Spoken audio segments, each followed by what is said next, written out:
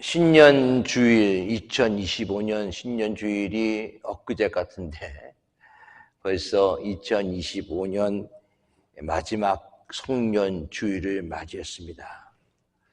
시편 90편 10절 말씀에 신속기간이 우리가 날아가나이다 라는 말씀이 있어요. 여러분 잘 아시죠? 무엇이 신속히 간다는 겁니까? 세월이 신속히 간다라는 뜻입니다. 세월이 빠릅니다. 무엇이 날아갑니까? 우리가 날아간다는 거예요. 우리의 인생이 날아간다는 것입니다. 빨리 간다는 것입니다. 한 해가 다 저물고 마지막 주일 모일 때 참 시간 빨리 갔구나라는 생각들이 모든 사람에게 다 드는 것 같아요.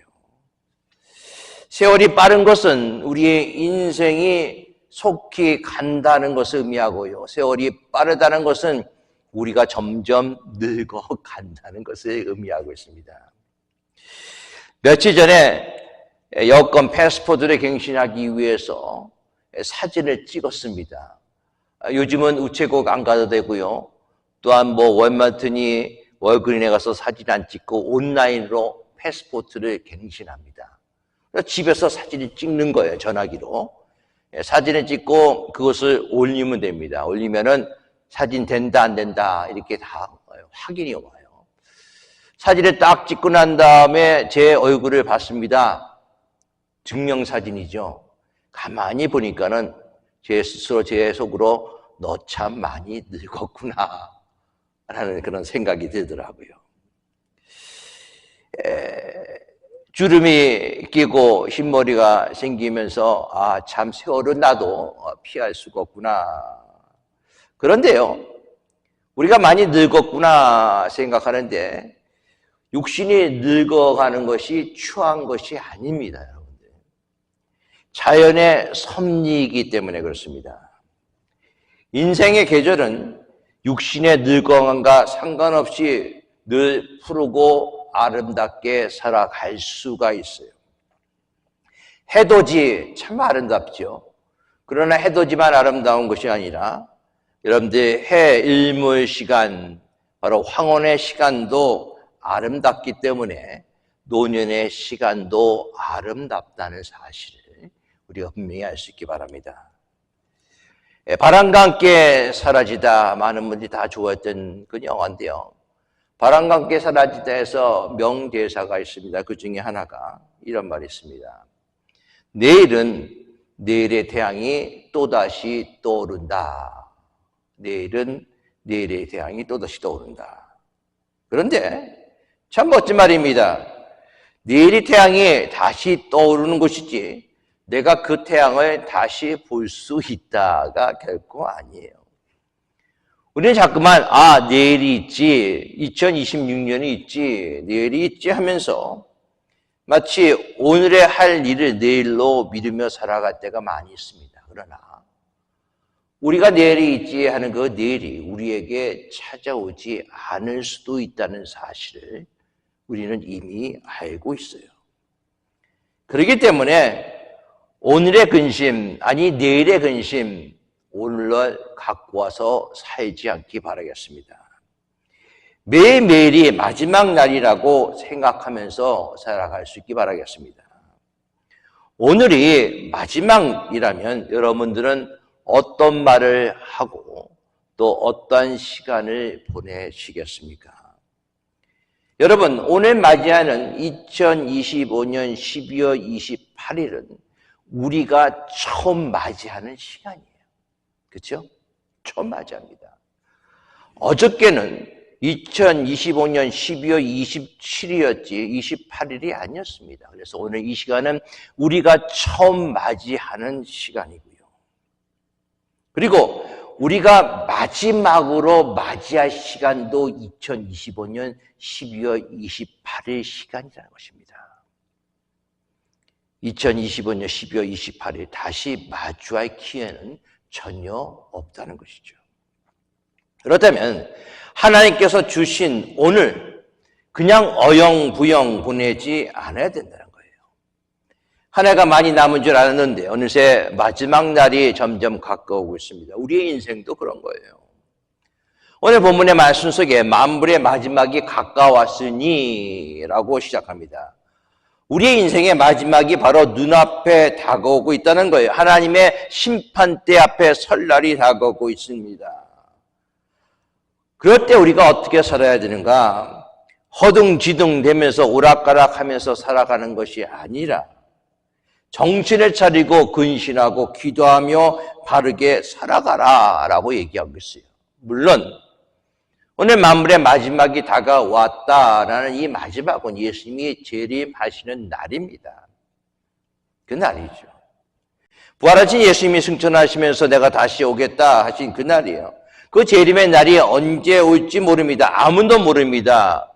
대형교회 목사님들, 신령한 목사님들도 박사학위 몇 개나 가지고 있는 신학교 교수들도 예수님이 오실 그날과 그 시는 전혀 모릅니다.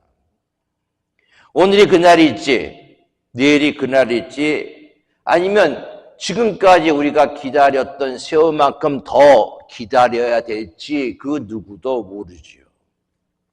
그러나 세상 돌아가는 징조들을 보면서 그날이 가까웠구나. 우리가 그렇게 짐작하고 생각할 때가 많이 있어요. 그래서 뜻 있는 사람들은 예수님이 언제 오든지 간에 오실 그날을 준비하면서 살아가고 있는 사람들도 있습니다. 주님이 다시 오는 그 정말 마지막 때는 언제인지 모르지만은 우리 개인적으로 우리에게 다가올 마지막 때도 언제인지 모릅니다. 젊은 사람이 먼저 죽을 수가 있고 날 같은 사람이 더 오래 살 수도 있습니다. 그러나 우리는 태어날 때부터 그날 마지막 때를 하루하루 살아가고 있다는 거예요. 누구도 그 마지막 때가 10년 후다, 20년 후다 장담할 수 있는 사람은 한 명도 없습니다. 나에게 내일이 있기 때문에 내가 그 내일을 위해서 살아간다라고 단정지면서 얘기할 수 있는 사람도 없다는 거예요. 근데 다행인 것은 무엇인지 아십니까? 우리 믿는 성도들은 우리 인생의 마지막, 즉 죽음이라는 것이 마지막이 아니라 새로운 시작이라는 것입니다. 마치 학교를 졸업하는 졸업생들이 그 학교를 마지막으로 공부했지만 그것이 마지막이 아니라 인생의 새로운 시작점으로 들어가는 것과 마찬가지로 우리의 죽음은 우리의 인생의 마지막이 아니라 하나님과 함께하는 영혼의 삶의 시작임을 분명히 아실 수 있기 바라겠습니다. 그러나 우리에게 다가오는 그 마지막에 가까울수록 우리는 이렇게 살아야 된다라고 오늘 본문은 얘기하고 있어요. 어떻게 살아야 되는가? 만약에 오늘이 마지막이라면, 그렇죠? 예수님이 만약 오늘 재림하신다면, 오늘이 마지막이라면, 아니 내가 오늘까지 살고 내일 천국에 들어간다면 나는 어떻게 살아야 되는가? 오늘 베드로전서 4장 7절부터 11절 말씀을 가지고 한번 2025년 송영주의 마지막 주일을 맞이하면서 우리가 한번 깊게 생각해 볼 수 있기를 바라겠습니다. 오늘 본문은 첫째로 정신을 차리고 근신하여 기도하라 라고 얘기하고 있어요. 7절 말씀입니다. 만물이 마지막에 가까웠으니 그러므로 너희는 정신을 차리고 근신하여 기도하라. 우리가 살고 있는 세상은 너무나 복잡스럽습니다. 혼란스럽습니다. 할 일이 너무나 많은 것 같기도 하고 조금 쉴 시간이 생겼다면 이것저것 하고 싶고 이것저것 보고 싶고 이것저것 먹고 싶고 여기저기 가고 싶습니다. 갈 만한 장소도 많고요. 놀거리도 상당히 많이 있는 세상이 우리가 살아가고 있는 세상의 모습이에요. 사람들은 너무나 바빠서 자신의 영혼의 문제나 영원한 심판, 왕국, 지옥, 천국에 대해서 생각할 여유가 전혀 없습니다. 아이 목사님 그건 모릅니다. 오늘 하루하루 내가 살기 바쁘고 힘들어서 그런 거 생각할 여지가 없습니다. 그렇게 말씀하시는 분들도 참 많이 만나봤습니다. 사람들은 돈을 벌기에 바쁘고 일하기에 바쁘고 놀기에 바쁘고 늘 쫓기면서 지쳐 있습니다. 오늘날 그리스도인들도 마찬가지의 모습이에요. 말씀에 묵상하거나 기도할 만한 시간적 여유가 전혀 없습니다. 마음적 여유가 전혀 없어요. 항상 무엇인가 쫓기면서 살아가고 있는 그런 모습이에요. 오늘 그런 복잡한 삶을 살아가고 있는 우리에게 오늘 성경은 분명히 얘기하고 있습니다. 정신 차려! 근신해야 돼! 라고 얘기하고 있어요. 바쁘고 복잡하고 혼란스러운 세상을 다른 말로 말하면 정신없는 세상이에요. 우리의 정신을 쏙 빼나가는 그런 세상입니다. 깨어있기 힘든 세상입니다. 그런데 아십니까? 세상이 우리의 정신을 쏙 빼어가는 것이 아니라 공정 권세 잡은 자 악한 사탄 마귀가 여러분들의 생각을 정신없이 쏙 빼가고 있는 거예요. 하루하루 생활을 하면서 마귀가 지금 나를 공략하고 있구나. 내가 이러면 안 되는데 라고 여러분들 생각하신 적이 있습니까? 그 정도 생각하시면 그래도 믿음이 깊으신 분입니다. 그것조차 생각하지 못할 때가 상당히 많이 있어요. 베드로전서 5장 8절 9절 보면은 이렇게 얘기합니다. 근신하라, 깨어라. 너희 대적 마귀가 우는 사자같이 두루다니며 삼킬 자를 찾나니 너희는 믿음을 굳건하게 하여 그를 대적하라. 우리가 마지막 날에 정신을 차리고 근신하고 기도하면서 깨어있고 살아가야 될 이유가 바로 여기 있습니다. 원수 마귀가 자기의 때가 얼마 남지 않은 것을 알고 우는 사자처럼 두루다니며 삼킬 자 넘어뜨릴 자를 찾아 돌아다니고 있기 때문에 우리가 정신 차리지 않고 근신하지 않고 기도하지 않으면은 우리가 마귀의 모든 사탄 흉기에 질 수밖에 없기 때문에 그렇습니다. 마귀와 싸우면서 이기는 길은 기도밖에 없어요. 마가복음 9장에 보면은 제자들이 귀신을 쫓아내려고 했습니다. 그러나 그러지 못해요. 그런데 예수님께 물어봤습니다. 예수님, 왜 우리가 하지 못했습니까? 예수님이 이렇게 말씀하십니다. 기도 외에는 다른 방법이 없다라고 얘기하고 있어요.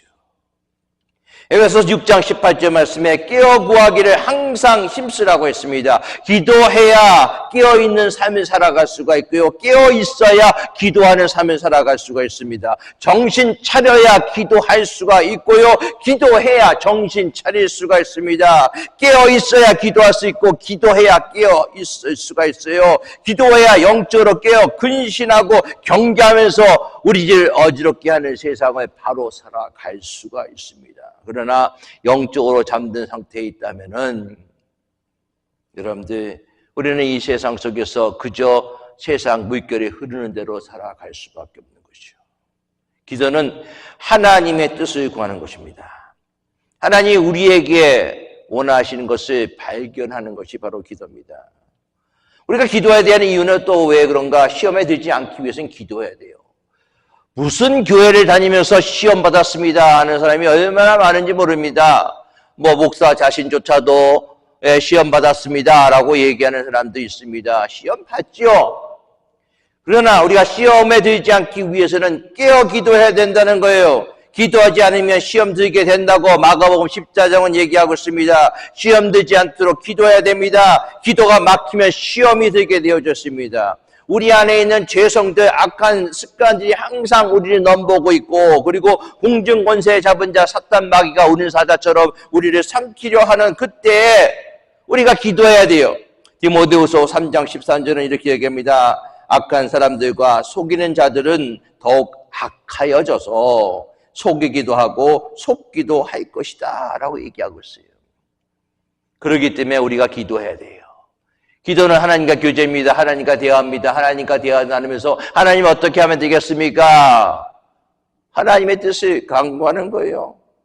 여러분들 영적으로 우리가 막히면 우리의 삶도 막힌다는 사실을 분명히 알 수 있기 바라겠습니다. 기도가 막히면 우리는 시험에 들고 정신 못 차리고 죄로 인해서 넘어지고 하나님의 인도와 하나님의 통치를 받지 못하게 되는 거예요. 기도가 막히면 영적 활력, 영적 힘을 잃고 말게 되어져 있습니다.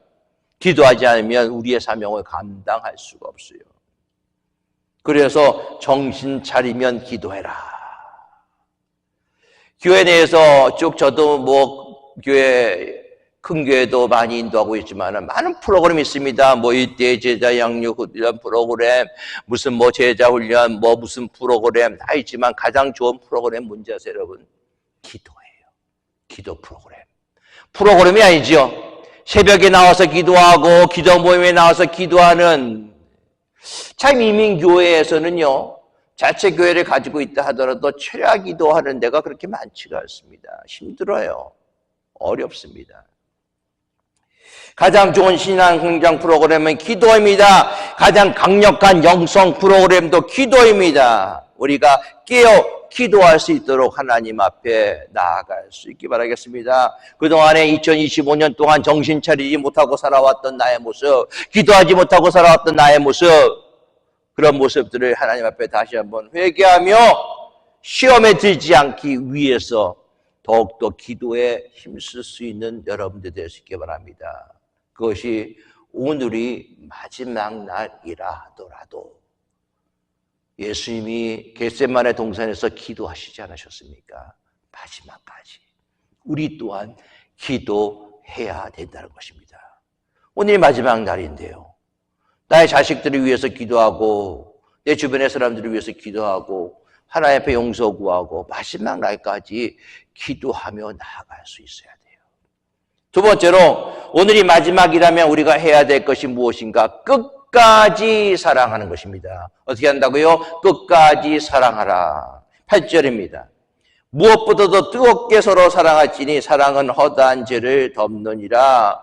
여러분들, 말세의 특징 가운데 하나가 불법이 성하고 사랑이 식어지는 것입니다.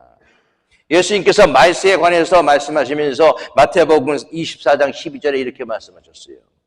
불법이 성함으로 많은 사람들의 사랑이 식어지니라. 이것이 마지막 때의 사람의 모습이에요. 디모데후서 3장 1절부터 4절까지 말씀에 자기를 사랑하고 돈을 사랑하고 쾌락을 사랑하고 다른 사람을 사랑하지 못하는 것이 마지막 때의 모습이라는 것입니다. 성도에게 주어진 가장 큰 계명, 어떤 율법사가 예수님께 찾아와서 묻습니다. 가장 큰 계명이 무엇입니까? 물었을 때 예수님께서 말씀하시죠.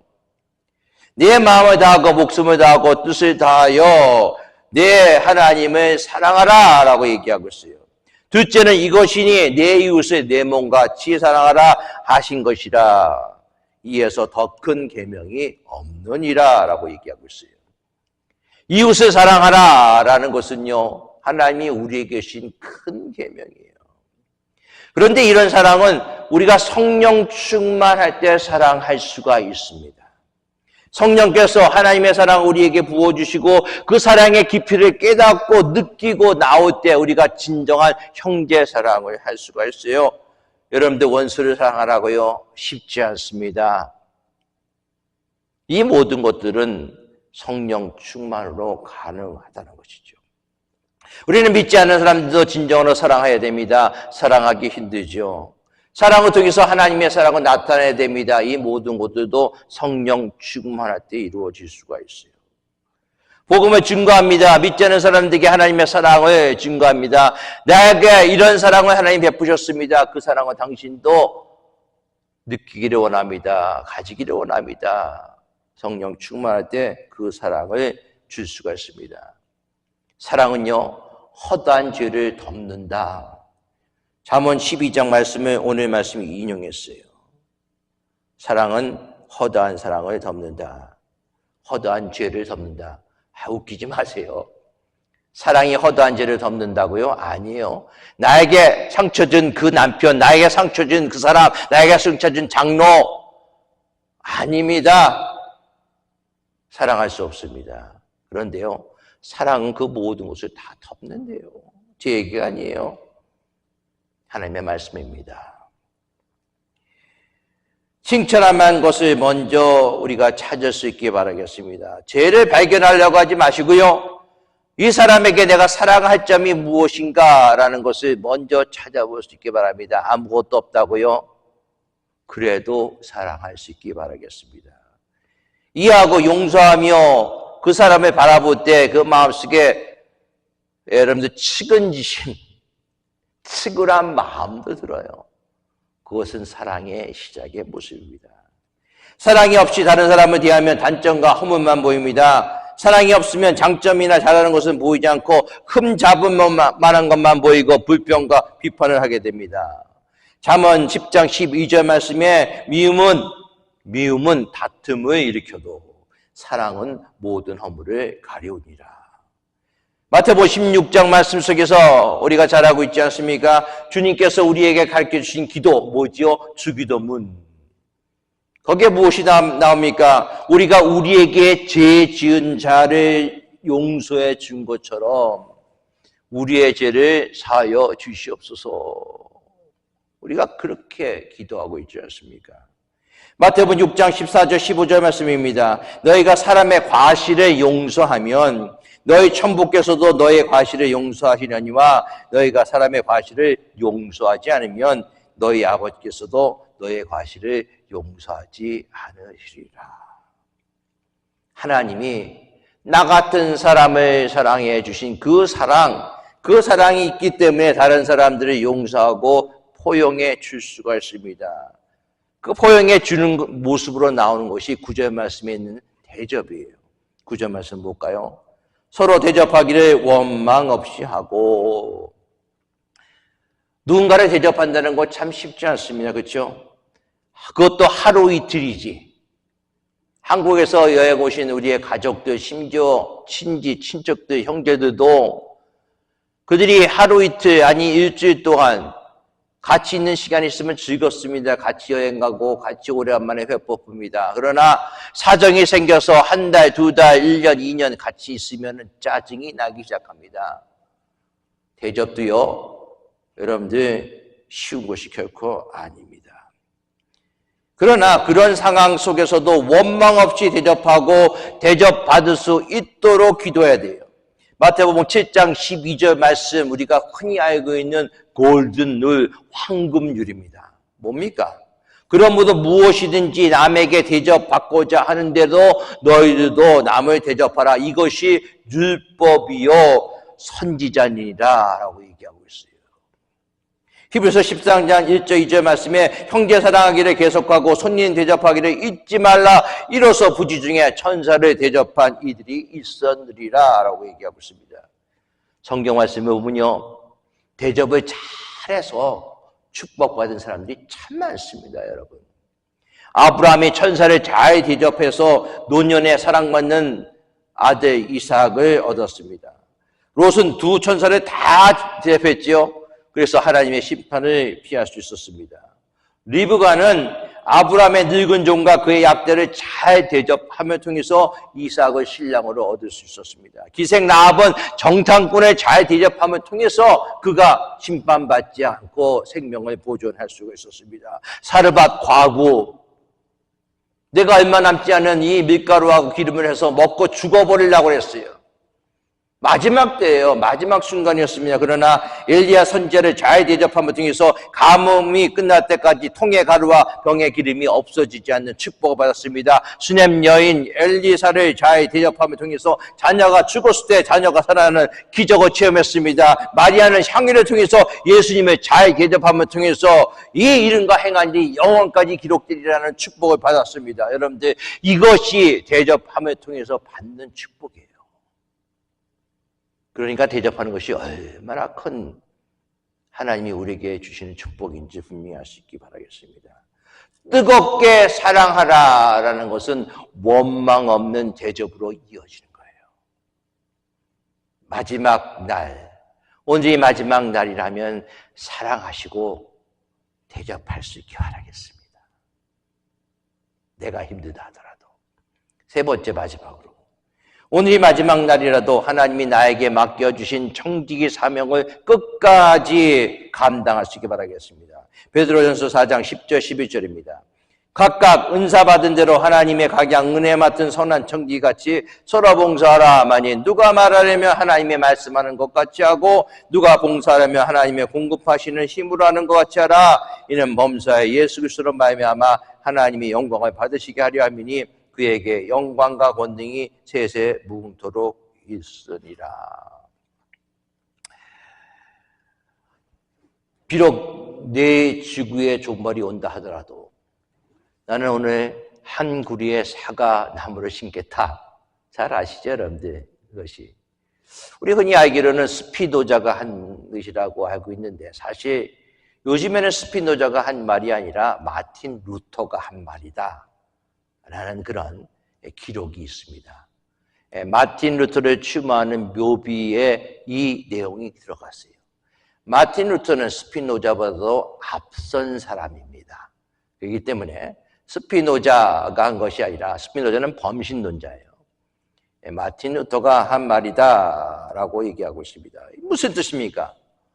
이 세상을 살면서 신앙인이 정말 의식을 가지고 해야 될 것, 내일 세상이 멸망한다 하더라도 한 그루의 나무를 심는다라는 것을 우리 믿음의 사람에게 적용한다면 내 세상이 멸망하고 내일 내 삶의 마지막이 있다 하더라도 오늘 나는 하나님이 나에게 주신 청지기의 사명을 끝까지 하겠다라는 거예요.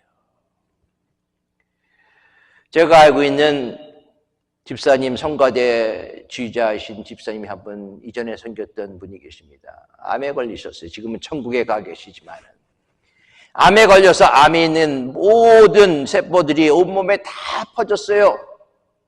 이제 죽으다만 딱 받아놓고 있습니다. 하루하루 삶이 너무나 힘든 거예요. 그런데 여러분 아십니까? 끝까지 자기 몸이 그렇고 힘들고 아프고 한다라도 침대에 누워있지 않냐고 자기 힘이 허락하는 날 성가대 나와서 성가대 지휘를 하셨어요. 놀라우신 분이죠. 그분이 마지막 날 임종하면서 하늘 바라보며 이렇게 얘기하시더라고요. 황금마차가 내려오고 있습니다 라고 얘기하시더라고요. 여러분들, 하나님이 우리에게 주신 일들, 우리에게 주신 은사들, 그 모든 것들을 끝까지 마지막 때까지 감당할 수 있기를 바라겠습니다. 큰 것이 아니에요. 작은 것이에요. 그 작은 것들, 정말 우리에게 5달란트도 아니고 3달란트도 아니고 1달란트밖에 없다 하더라도 하나님이 주신 그 1달란트 내가 땅에 묻어두는 것이 아니라 끝까지 마지막까지 그 1달란트의 사명을 잘 감당할 수 있기 바라겠습니다. 고린도전서 4장 1절과 2절 말씀에 사람이 마땅히 우리를 글쎄 있군요. 하나님의 비밀 맡은 자로 여길지어다. 그리고 맡은 자들에게 구할 것은 충성이니라. 우리의 시간도 우리의 것이 아닌 거 아십니까? 우리의 물질도 우리의 것이 아니에요. 우리는 청직이 맡겨졌습니다. 우리의 시간도 맡겨졌고요. 우리의 자녀도 맡겨졌고 우리의 건강도 맡겨졌습니다. 내가 주인인 것이 아무것도 없다는 거예요. 이 땅에 어느 것도 내 것이 아무것도 없습니다. 그렇기 때문에 우리가 하나님 앞에서 주신 모든 것들을 사용하여 하나님의 영광을 돌리기 위해서 사용해야 되는 것이죠. 선한 청지기로서 나에게 주신 사명, 마지막까지, 마지막 내가 숨을 거두는 날까지 해야 된다. 많은 목사님들이 그렇게 말씀을 많이 하세요. 목사님 어떻게 천국 가기 원하십니까? 그럴 때 목사님들 많은 분들이 그러시더라고요. 내가 강대상에서 설교하다가 천국 가기 원한다. 그런 분들도 계시더라고요. 그러면 여러분들 안 됩니다. 목사님들 혹시 이 말씀 보시면 있습니까? 여러분들 강대상에다가 설교하다가 천국 가시면 교인들 놀라요. 그냥 설교 다 끝나고 집에서 편하게 천국 가시기 바라겠습니다. 우리가 마지막까지 하나님이 우리에게 주신 그 은사대로, 소명대로, 달란트대로 끝까지 봉사하시기 바라겠습니다. 말씀을 정리합니다. 마지막이 우리에게 가까우고 있습니다. 2025년의 마지막이 아니라 우리 인생의 마지막이 될 수도 있습니다.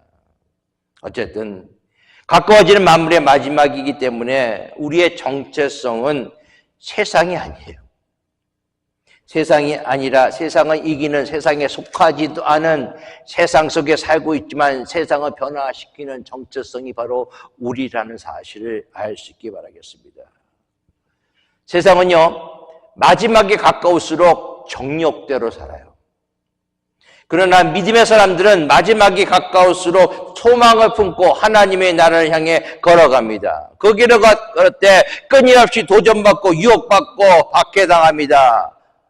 그러나 흔들리지 않고 정신 차리고 근신하고 기도하고 깨어있고 서로 사랑하며 하나님이 나에게 주신 청지기 사명을 감당하게 될 때 주님 다시 오시는 그날, 우리가 주님 다시 만나는 그날, 우리 주님께서는 착하고 충성된 종아라고 여러분들을 칭찬해 주실 것입니다. 이러한 칭찬받는 저와 여러분들이 다 될 수 있기를 예수 그리스도의 이름으로 축원합니다. 기도하겠습니다. 알파 오메가 되신 하나님, 2025년 알파의 시간을 지나 오메가의 시간에 서 있습니다. 이렇게 우리의 시간은 손살같이 지나갑니다. 하지만 아무리 긴 세월이라 할지라도 오늘 단 하루의 연속임을 잊지 말게 하시고, 그래서 오늘 하루를 귀하게 소중하게 살아가는 믿음의 성도들 될 수 있도록 역사여 주시옵소서. 한 해를 잘 보내게 해주심을 감사합니다. 새해도 잘 맞이하게 해 주실 줄 믿습니다. 우리 믿음의 성도들 주님 축복하여 주시고 2025년 부어주신 은혜보다 더 큰 은혜가 2026년에 임하게 될 줄 믿고 감사하며 예수 그리스도의 이름으로 기도드리옵나이다. 아멘.